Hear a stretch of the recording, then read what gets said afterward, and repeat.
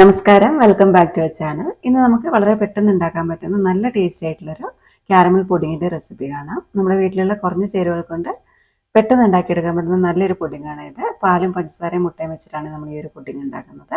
അപ്പോൾ നമുക്കിത് എങ്ങനെയാണ് തയ്യാറാക്കുന്നതെന്നൊന്ന് കണ്ടു നോക്കിയിട്ട് വരാം. ആദ്യം തന്നെ പുഡിങ്ങിനുള്ള പാലൊന്ന് തിളപ്പിച്ച് വെക്കാം. ഇതൊരു 1/2 ലിറ്റർ പാലാണ്. ഒരു പാക്കറ്റ് പാലുണ്ട്, അത് നമുക്കൊന്ന് തിളപ്പിച്ച് മാറ്റി വെക്കാം. ഇനി ഒരു പാനിലേക്ക് കുറച്ച് പഞ്ചസാര ഒന്ന് കാരമലൈസ് ചെയ്തെടുക്കാം. ഇതൊരു 1/4 കപ്പ് പഞ്ചസാരയുണ്ട്. ഫ്ലെയിം മീഡിയത്തിൽ വെക്കാം. എന്നിട്ട് നമുക്കിത് പാനിലേക്ക് ഇട്ടിട്ടൊന്ന് കാരമലൈസ് ചെയ്തെടുക്കാം. പരത്തി ഇട്ട് കൊടുക്കാം കേട്ടോ. ഇനി ഇത് ഇളക്കേണ്ട ആവശ്യമൊന്നുമില്ല. പഞ്ചസാര ഉരുകി വരുന്നതിനനുസരിച്ച് നമുക്കിതൊന്ന് പാനൊന്ന് ഹാൻഡിൽ പിടിച്ചിട്ടൊന്ന് ചുറ്റിച്ചു കൊടുത്താൽ മതി. ഇപ്പോൾ ഇതാ പഞ്ചസാര മുഴുവനും ഉരുകി വന്നിട്ടുണ്ട്. ഈ ഒരു ലൈറ്റ് ഗോൾഡൻ കളറുള്ള സമയത്ത് നമുക്ക് ഫ്ലെയിം ഓഫ് ആക്കി കൊടുക്കാം. ഒരുപാട് ഡാർക്ക് ബ്രൗൺ ആവാൻ നിന്നിട്ടുണ്ടെങ്കിൽ നമ്മുടെ പുഡിങ്ങിനൊരു കരിഞ്ഞ ടേസ്റ്റ് ആയിരിക്കും കേട്ടോ. അപ്പോൾ പിന്നെ ഉണ്ടാക്കിയ പുഡിങ് നമ്മൾ തന്നെ കഴിക്കേണ്ടി വരും. അപ്പോൾ പുഡിങ് ഉണ്ടാക്കുന്ന സമയത്ത് ഇതുപോലെ നമ്മൾ പഞ്ചസാര കാരമലൈസ് ചെയ്യല്ലേ, അപ്പോൾ ഈ ഒരു ലൈറ്റ് ഗോൾഡൻ കളർ ആവുന്ന സമയത്ത് തന്നെ നമുക്ക് ഫ്ലെയിം ഓഫ് ആക്കി കൊടുക്കാം. കേക്ക് ഉണ്ടാക്കാൻ കാരമലൈസ് ചെയ്യുമ്പോൾ ഡാർക്ക് കളർ ആവാൻ കാത്തു നിൽക്കരുത്.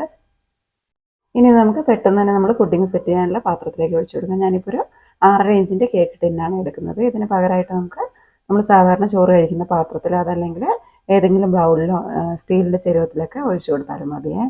ഫ്ലെയിം ഓഫ് ആക്കി ഉടനെ തന്നെ ഒഴിച്ചു കൊടുക്കുന്നുണ്ട്. തണുത്ത് പോയിട്ടുണ്ടെങ്കിൽ ഇത് കട്ടിയായിട്ടുണ്ടെങ്കിൽ നമുക്ക് മൊത്തത്തിൽ പാത്രത്തിൻ്റെ എല്ലാ ഭാഗത്തേക്കും സ്പ്രെഡ് ചെയ്യാനായിട്ട് പറ്റില്ല.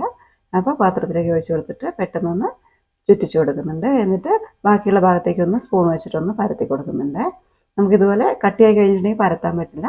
അങ്ങനെ പരത്താൻ പറ്റുന്നില്ലെങ്കിൽ ഒന്ന് ഫ്ലെയിമിൽ കാണിച്ചിട്ട് ഈ പാത്രം ഒന്ന് ചൂടാക്കിയാൽ മതി. അപ്പോൾ എല്ലാ ഭാഗത്തേക്കും നമുക്കിതൊന്ന് സ്പ്രെഡ് ചെയ്യാനായിട്ട് പറ്റും. ഇതിവിടെ മാറ്റി വെക്കാം. ഇനി നമുക്ക് കുറച്ച് പഞ്ചസാരയും കൂടി ഒന്ന് കാരമലൈസ് ചെയ്യാനുണ്ട്. നേരത്തെ നമ്മൾ കാരമലൈസ് ചെയ്ത ആ പാത്രം തന്നെ ഒന്ന് കഴുകിയതിന് ശേഷം മീഡിയം ഫ്ലെയിമിൽ വെച്ചിട്ട് നമുക്ക് ഇതിലേക്ക് ഒരു 1/2 കപ്പ് പഞ്ചസാരയും കൂടി ഇട്ട് കൊടുക്കാം. ഇതും നേരത്തെ പറഞ്ഞ പോലെ മൊത്തത്തിൽ കൂട്ടിയിട്ട് കൊടുക്കാതെ പാത്രത്തിൻ്റെ എല്ലാ ഭാഗത്തേക്കും ആവുന്ന രീതിയിലൊന്ന് പരത്തിയിട്ട് കൊടുക്കാം. ഇനി സ്പൂൺ വെച്ചിട്ട് ഇളക്കേണ്ട ആവശ്യമൊന്നുമില്ല, അത് തന്നെ അങ്ങ് ഉരുകി വന്നോട്ടെ. സൈഡിൽ നിന്നൊക്കെ ഇതുപോലെ പെട്ടെന്ന് തന്നെ ഉരുകി വന്നോളൂ. കുറച്ചൊന്ന് ഉരുകി കഴിഞ്ഞിട്ടുണ്ടെങ്കിൽ പാത്രം ഹാൻഡിൽ പിടിച്ചിട്ടൊന്ന് ചുറ്റിച്ചു കൊടുത്താൽ മതി.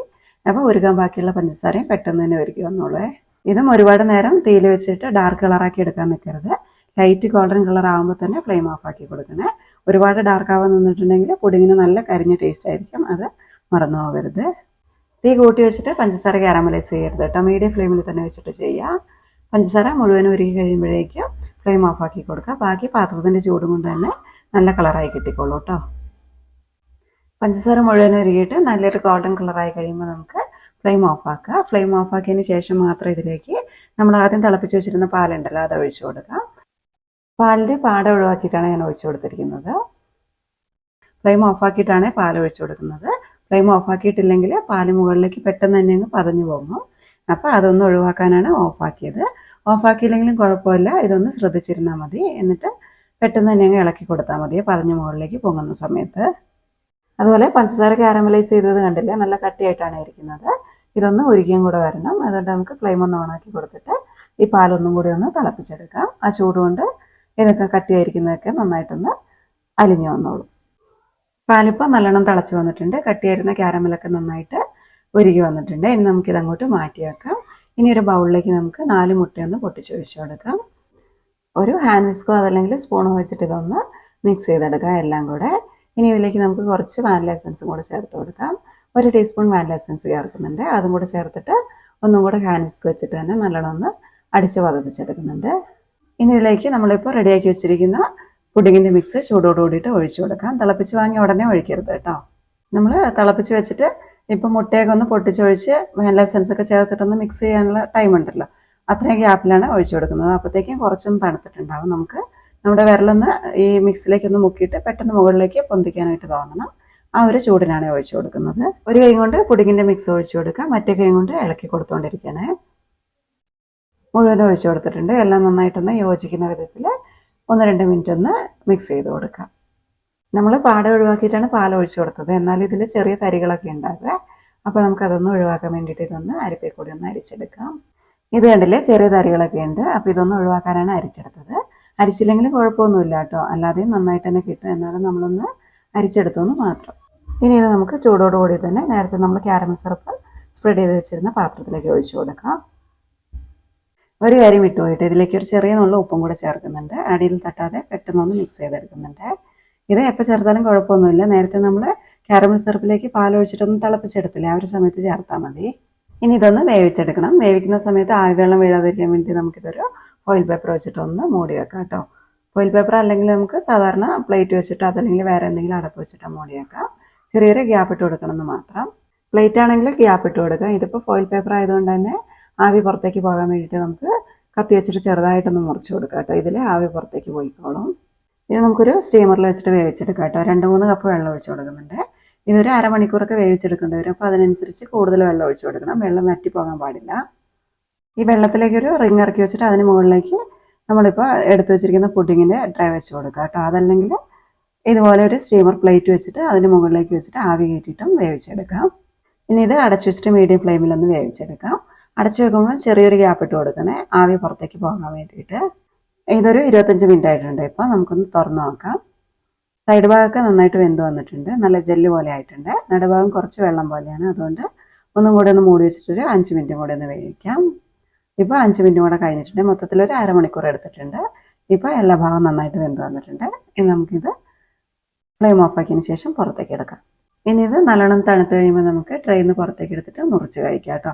അങ്ങനെ നമ്മൾ മുറിച്ച് കഴിക്കുന്നതിനേക്കാളും ഏറ്റവും ടേസ്റ്റ് ഇത് ഫ്രിഡ്ജിലേക്ക് വെച്ചിട്ട് നന്നായിട്ടൊന്ന് തണുപ്പിച്ചിട്ട് കഴിക്കുമ്പോഴാണ്. 1-2 മണിക്കൂറൊന്ന് ഫ്രിഡ്ജിൽ വെച്ചിട്ട് തണുപ്പിച്ചിട്ട് കഴിക്കുക കേട്ടോ. പെട്ടെന്ന് തന്നെ തണുത്ത് കിട്ടണമെന്നുണ്ടെങ്കിൽ ഫ്രീസറിൽ വെച്ചിട്ട് തണുപ്പിച്ചെടുക്കാം. ഫ്രീസറിൽ വെച്ചിട്ട് ഒരുപാട് നേരം വെക്കരുത് കേട്ടോ, അറിയാലോ. ഒരു അരമണിക്കൂറൊക്കെ വെച്ചാൽ മതി. അപ്പോഴേക്കും നന്നായിട്ട് തന്നെ തണുത്ത് കിട്ടിക്കോളും. അതിൽ കൂടുതൽ സമയം വെക്കരുത്.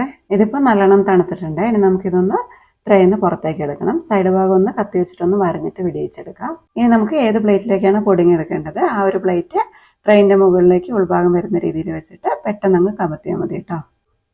ഇനി ട്രേ നമുക്ക് പതുക്കെ അങ്ങ് പൊന്തിച്ചെടുക്കാം. ഇത് കണ്ടില്ലേ, അടിപൊളിയായിട്ട് വന്നിട്ടുണ്ട്. ഇനി ഇതൊന്ന് മുറിച്ചും കൂടെ കാണിക്കാം. ഇത് കണ്ടില്ലേ, കത്തിയൊക്കെ പെട്ടെന്ന് തന്നെ അകത്തേക്ക് കയറിപ്പോവുകയാണ്. നമ്മൾ അമർത്തി മുറിക്കേണ്ട ആവശ്യമൊന്നുമില്ല. നല്ല ജെല്ല് പോലെയാണ് ഉള്ളത്. ഇത് നമുക്കൊരു പ്ലേറ്റിലേക്ക് വെച്ച് കൊടുക്കാം. ഇതിലേക്ക് കുറച്ച് സിറപ്പും കൂടി ഒഴിച്ചു കൊടുക്കുന്നുണ്ട്. ഇനി ഇതൊന്ന് കഴിച്ചും കൂടെ നോക്കട്ടെ കേട്ടോ. അടിപൊളിയായി വന്നിട്ടുണ്ട്. നല്ല ടേസ്റ്റാണ് കേട്ടോ. പാകത്തിന് മധുരമൊക്കെ ഉണ്ട്. അമർത്തി കടിക്കേണ്ട ആവശ്യമൊന്നുമില്ല. ജെല്ല് പോലെയാണ് കേട്ടോ. വായിലിട്ട് അലിഞ്ഞു പോവില്ലേ, ആ ഒരു പരുവത്തിലാണ് ഉള്ളത്. എല്ലാവർക്കും ഇഷ്ടപ്പെടും. അതുപോലെ തന്നെ നമ്മൾ ഷുഗർ കാരമലൈസ് ചെയ്തപ്പോൾ ഒരുപാട് ഡാർക്ക് കളറാവുന്നവരെ വെച്ചിട്ടില്ലായിരുന്നു കേട്ടോ. ലൈറ്റ് കളറാകുമ്പോൾ തന്നെ എടുത്തിട്ടുണ്ടായിരുന്നു. അതുകൊണ്ട് പഞ്ചസാര കരിഞ്ഞതിൻ്റെ ആ ഒരു ടേസ്റ്റ് ഒന്നുമില്ല. നന്നായിട്ട് തന്നെ വന്നിട്ടുണ്ട്. അപ്പോൾ ഇതുവരെ ഈ ഒരു രീതിയിൽ പുഡിങ് ഉണ്ടാക്കി നോക്കാത്തവർ ഇതുപോലെ ഒന്ന് ഉണ്ടാക്കി നോക്കണേ. തണുപ്പിച്ചും കൂടെ കഴിക്കണേ, അത് മറന്നു പോകരുത്. അപ്പോഴായിരിക്കും കൂടുതൽ ടേസ്റ്റ്.